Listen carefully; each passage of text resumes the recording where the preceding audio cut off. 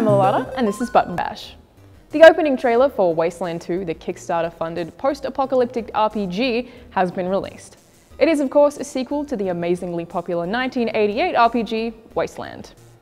I actually personally backed, or helped to fund, Wasteland 2 on Kickstarter, and it ended up making $2 million, absolutely smashing its goal of $900,000. It also has some extremely obvious similarities to Fallout 3, but that's not because it copied Bethesda. Fallout itself actually very openly borrowed from the original Wasteland game. I guess you could say Wasteland was a spiritual predecessor to Fallout, but it also introduced a lot of things to other games too. But without further delay, let's check out that trailer. Synthetic life forms, or synths. Basically, any robot that can think for itself falls into the synth category.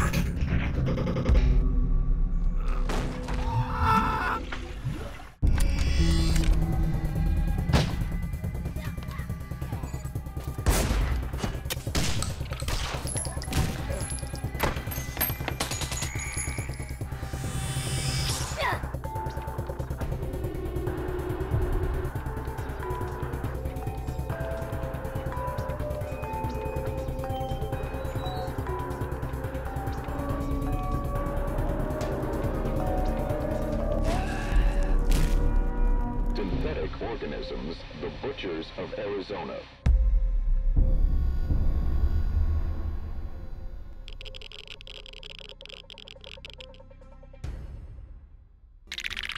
The upcoming action-adventure, The Order 1886, has come under fire for apparently having downgraded graphics.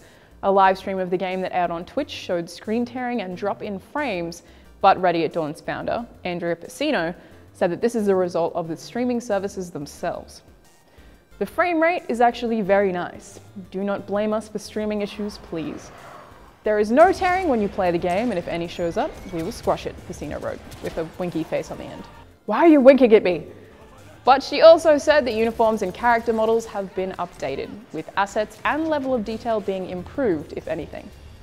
The Order 1888 is set to release at the end of this year, running on the Rad Engine 4.0 with a steady, sturdy 30 frames per second.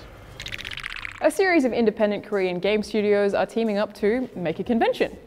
The developers of Rooms, Sugar Cube, 6180 The Moon and more have teamed up to bring an experimental gameplay workshop to Korea, inspired by GDC. It's set to be called Out of Index.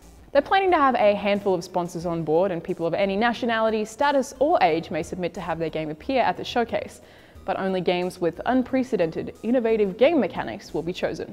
It's supposed to have a showcase plus party in a casual atmosphere where selected developers can give talks about their game while audiences get to play it. The exhibit is planned to be on July 19th, but there's no fixed location just yet, and specific sponsors haven't been confirmed. This is honestly a really exciting prospect. Most conventions have an indie section, like PAX for example, but I'm not familiar with any that are solely dedicated to showing off extremely high quality indies on this kind of scale. I'm of the impression that PAX would showcase pretty much anything for the right amount of money, instead of basing that kind of thing specifically on innovation. Korea itself is also very biased towards making smartphone games, so Out of Index could potentially bring some really exciting indies out of their shells, and maybe even encourage more work on PC or console. Who knows, maybe it'll be the next big thing. I'm Alana, and thanks for watching Button Bash.